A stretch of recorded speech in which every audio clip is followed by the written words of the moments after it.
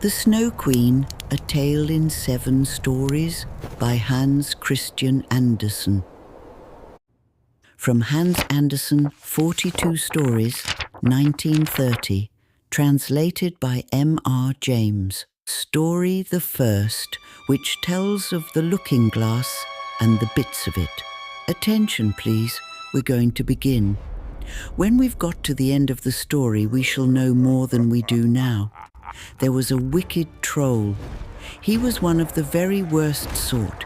He was the devil. One day he was in a very temper, for he had made a looking glass which had this property, that everything good and pretty that was reflected in it shriveled away in it to almost nothing. But everything that was no good and looked ugly came out plain and showed even worse than it was. The most beautiful landscapes looked like boiled spinach in the glass. And the best of men grew hideous, or else stood on their heads and had no stomachs. Their faces were so distorted that they couldn't be recognized.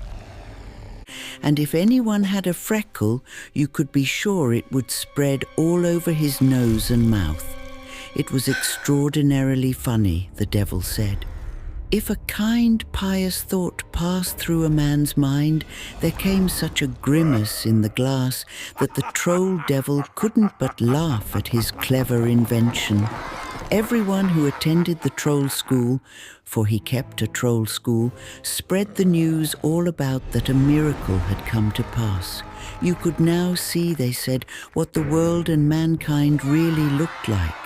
They ran about everywhere with the glass, and at last there wasn't a country or a person left who hadn't been distorted in it. After that they decided to fly up to heaven itself and make fun of the angels and of God. The higher they flew with the glass, the more it grimaced, till they could scarcely keep hold of it. Up and up they flew, nearer to God and his angels, and then the glass quivered so fearfully with grimacing that it fell out of their hands and was dashed on the ground below, where it broke into hundreds of millions, billions, and even more pieces, and that very thing made matters worse than before, for some of the bits were hardly as big as a grain of sand, and these flew all about in the wide world, and when they got into people's eyes, they stuck there, and the people either saw everything crooked or else had only eyes for what was wrong in anything, for every little splinter of the glass had kept the same power that the whole glass had. Some people even got a little bit of the glass into their hearts, and that was horrible, for the heart became just like a lump of ice.